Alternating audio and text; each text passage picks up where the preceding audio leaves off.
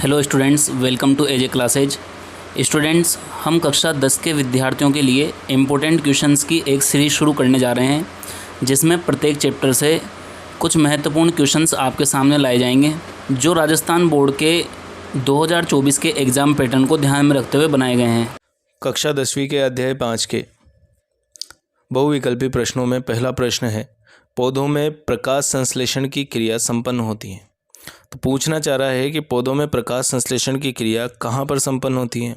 तो पत्तियों में हरित लवक पाया जाता है और हरित लवक के अंदर जो है पौधों में प्रकाश संश्लेषण की क्रिया संपन्न होती है। इसके बाद क्वेश्चन नंबर 2 है, निम्नलिखित में से स्वपोषी हैं। तो ये क्वेश्चन में पूछना चाह रहा है कि इनमें से स्वपोषी कौन है। तो स्वपोषी हरे शैवाल होते हैं। जैसे हरे शैवालों के अंदर प्रकाश संश्लेषण की क्रिया हो सकती है, इसलिए ये क्या होते हैं, स्वपोषी होते हैं, अपना भोजन स्वयं बनाते हैं। लार में उपस्थित एंजाइम है। तो लार में उपस्थित एंजाइम अपने टाइलिन होता है। दो तरीके के एंजाइम होते हैं लार के अंदर, टाइलिन होता है और लाइसोजाइम एंजाइम होता है। ठीक है। इसके बाद अगला क्वेश्चन है, वायवीय श्वसन में ग्लूकोज के विखंडन से उत्पन्न एटीपी की संख्या होती है। तो वायवीय श्वसन की बात कर रहा है। दो तरीके से विखंडन होता है ग्लूकोज का, एक तो अवायवीय होता है और एक वायवीय होता है। वायवीय श्वसन में जो है एटीपी बनते हैं 38 एटीपी, और इसके अलावा अवायवीय श्वसन के अंदर जो है 2 एटीपी का निर्माण होता है। ठीक है। अगला क्वेश्चन है, कोशिका की ऊर्जा मुद्रा होती है। तो कोशिका की ऊर्जा मुद्रा चैप्टर के अंदर एक ही ऊर्जा मुद्रा दे रखी है अपन को, जिसका नाम है एटीपी। एटीपी की फुल फॉर्म होती है एडिनोसिन ट्राइफॉस्फेट। अगला क्वेश्चन है, मनुष्य में सामान्य प्रकुंचन रुधिर दाब तथा अनुशीतलन रुधिर दाब क्रमशः होता है।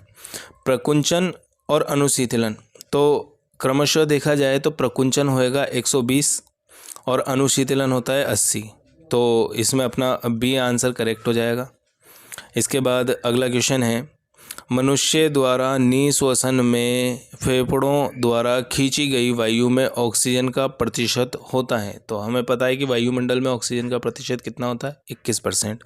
उसी तरीके से इसका उत्तर भी कितना होगा, 21% होगा। अगला क्वेश्चन है, मनुष्य के रुधिर में पाए जाने वाला श्वसन वर्णक है। मनुष्य के रुधिर में आरबीसी के अंदर हीमोग्लोबिन होता है, और हीमोग्लोबिन जो है ये ब्लड के द्वारा ऑक्सीजन का क्या करता है, सर्कुलेशन करता है। तो आंसर अपना हो जाएगा हीमोग्लोबिन। इसके बाद अगला क्वेश्चन है, उत्सर्जन की क्रिया में भाग लेने वाली वृक्क की इकाई है। अपन ने जब चैप्टर पढ़ा है तो उसके अंदर बताया कि वृक्क की इकाई का नाम होता है वृक्काणु यानी नेफ्रॉन। तो इसका उत्तर क्या हो जाएगा, वृक्काणु या नेफ्रॉन। अगला क्वेश्चन है, प्रकाश संश्लेषण में पौधे द्वारा निकाली गई ऑक्सीजन आती है। पौधे द्वारा जो ऑक्सीजन निकाली जाती है वो किसके माध्यम से आती है, पत्तियों के अंदर। तो वो आएगी जल के माध्यम से, क्योंकि जल का फॉर्मूला H2O, और H2O के अंदर क्या पाई जाती है, ऑक्सीजन पाई जाती है। ठीक है।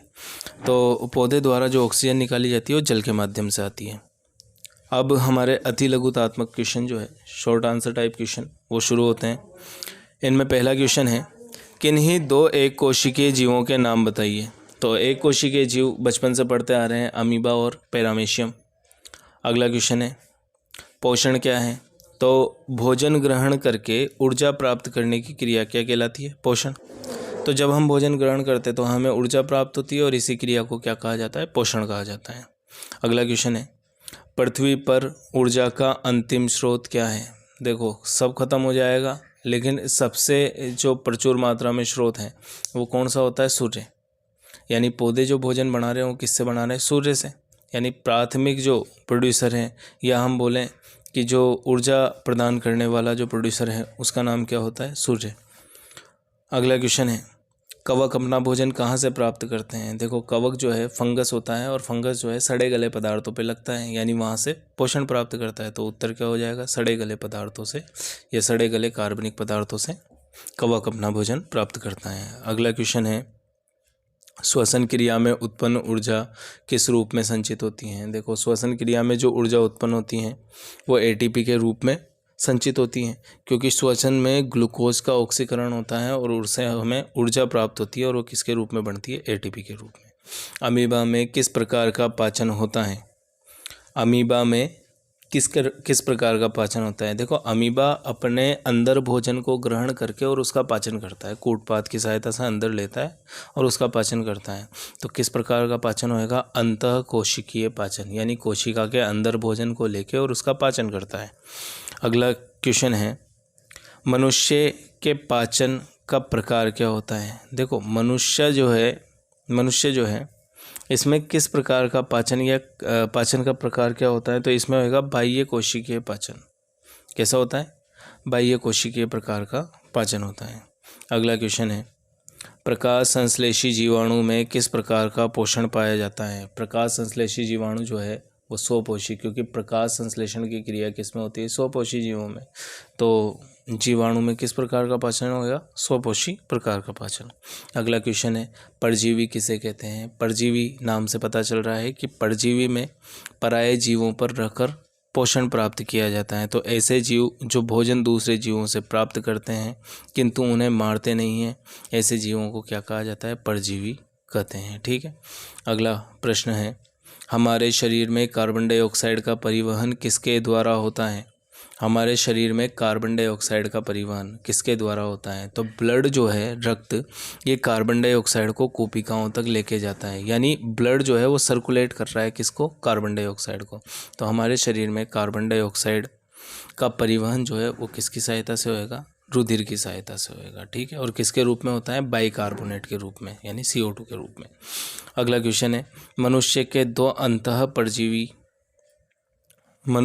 अंतः परजीवियों के नाम बताइए, यानी ऐसे परजीवी जो हमारे शरीर के अंदर रहकर रोग उत्पन्न करेंगे।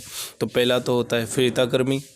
पहला क्या है? फीताकृमि। और दूसरा है प्लाज्मोडियम। प्लाज्मोडियम जो है ये मलेरिया का परजीवी होता है। तो मलेरिया रोग किसकी वजह से होता है? प्लाज्मोडियम की वजह से। अगला प्रश्न है, पित्तरस का निर्माण कहाँ होता है तथा यह कहाँ एकत्रित होता है? पित्तरस का निर्माण जो है वो कहाँ होएगा? पित्ताशय में। कहाँ पे होगा? पित्ताशय में। पित्ताशय कहाँ पाया जाता है? यकृत के अंदर। तो पित्तरस का निर्माण पित्ताशय में होता है। फिर पूछ रहा है तथा यह कहाँ एकत्रित होता है? तो पित्ताशय में होता है। ठीक है, वो तो बता ही दिया। ठीक है। अगला क्वेश्चन है, माँ के रुधिर से भ्रूण को पोषण प्रदान करने वाली संरचना का नाम बताइए। माँ के अंदर जो भ्रूण को पोषण प्राप्त होता है वो अपरा की सहायता से होता है। इसे इंग्लिश में प्लेसेंटा भी कहा जाता है। और अपरा की सहायता से जो है पोषण प्राप्त करता है कौन? भ्रूण। अगला प्रश्न है, रुधिर प्लाज्मा किसका वहन करता है? रुधिर प्लाज्मा किसका वहन करता है? तो प्लाज्मा के अंदर सभी प्रकार के पोषक तत्व पाए जाते हैं। तो रुधिर जो है उसमें 55% जो है क्या पाया जाता है? प्लाज्मा। और प्लाज्मा जो है वो किसका वहन करता है? तो प्लाज्मा भोजन, कार्बन डाइऑक्साइड तथा नाइट्रोजनी वर्ज्य पदार्थों का विलीन रूप में वहन करता है। या ऐसे भी बोल सकते हैं, अगर शॉर्ट में आंसर देना चाहें तो, कि प्लाज्मा जो है वो सभी प्रकार के पोषक तत्वों का परिवहन करता है। अगला प्रश्न है, रसारोहण किसे कहते हैं? तो पौधों में जड़ों द्वारा अवशोषित जल व खनिजों का ऊपर की ओर चढ़ना रसारोहण कहलाता है। देखो, रस का मतलब क्या होता है कि कोई पौधों के अंदर कुछ जल और खनिज पदार्थ हैं, यानी रस हैं, ये अगर पौधों में ऊपर की ओर चढ़ते हैं तो इसे क्या कहा जाता है? रसारोहण कहा जाता है। वृक्क के अतिरिक्त मनुष्य में अन्य उत्सर्जी अंगों के नाम बताइए। तो वृक्क में अन्य उत्सर्जी अंग जैसे यकृत होता है, त्वचा होती है और फेफड़े। त्वचा से पसीना निकलता है। यकृत जो है वह अन्य फिल्टर करने का काम करता है किसको? ब्लड को। और फेफड़े जो हैं वो कार्बन डाइऑक्साइड को बाहर निकालते हैं। ठीक है। आगे बात करेंगे, मछली, मच्छर, केचुआ तथा कुत्ते के श्वसन अंगों के नाम बताइए। मछली में क्लोम पाए जाते हैं, मच्छर में श्वास नलिकाएं पाई जाती हैं, केचुए में त्वचा से जो है श्वसन की क्रिया होती है और कुत्ते में फेफड़े के द्वारा श्वसन होता है। अगला प्रश्न है, वाष्पोत्सर्जन क्या है? तो वाष्पोत्सर्जन क्रिया में किसका उत्सर्जन होता है? जल का। तो जल को बाहर निकालने की क्रिया क्या कहलाती है? वाष्पोत्सर्जन। रंध्रों के 2 कार्य बताइए। अगला प्रश्न देखिए, रंध्रों के 2 कार्य बताइए। रंध्रों के द्वारा गैसों का विनिमय होता है, पहला कार्य। और रंध्र जो है वो वाष्पोत्सर्जन की क्रिया करते हैं और पत्तियों की सतह पर पाए जाते हैं रंध्र। अगला प्रश्न है, मनुष्य का रुधिर लाल क्यों दिखाई देता है? हीमोग्लोबिन की वजह से। अगला क्वेश्चन है, पौधों की पत्तियां हरी क्यों दिखाई देती हैं? पर्णहरित की वजह से। अगला प्रश्न है, जठर ग्रंथियां कहाँ पाई जाती हैं? अब ये देखो जठर ग्रंथियाँ कहाँ पे पाई जाती हैं, तो जठर रस जहाँ से निकलेगा वहीं पे पाई जाएगी। जठर रस कहाँ से निकलता है, तो अमाशय से, तो अमाशय में जठर ग्रंथियाँ पाई जाती है। पेसमेकर यंत्र का कार्य बताइए। तो हृदय की गति के असामान्य हो जाने पर पेसमेकर हृदय स्पंदन को नियमित करता है। ठीक है, अगला प्रश्न है उत्सर्जन किसे कहते हैं। उत्सर्जन शरीर से अपशिष्ट पदार्थों को बाहर निकालने की क्रिया क्या कहलाती है। उत्सर्जन सीधा सा याद करना, इसमें थोड़ा हार्ड ध्यान देना। शरीर से अपशिष्ट पदार्थों को बाहर निकालने की क्रिया क्या कहलाती है, उत्सर्जन कहलाती है। अगला प्रश्न देखना, केशिका गुच्छ कहाँ स्थित होता है। बोमेन संपुट में स्थित होता है भाई। केशिका गुच्छ जो फिल्टर करने का काम करता है ब्लड को, वो कहाँ पे होता है, बोमेन संपुट में। और बोमेन संपुट किसका भाग होता है, वृक्काणु का। और वृक्काणु किसका भाग होता है, वृक्क का भाग होता है। अगला प्रश्न है रंध्र कहाँ पाए जाते हैं। तो कोमल तनों एवं पत्तियों में रंध्र पाए जाते हैं। अगला प्रश्न है पौधे के संवहन बंडल में कौन से उत्तक पाए जाते हैं।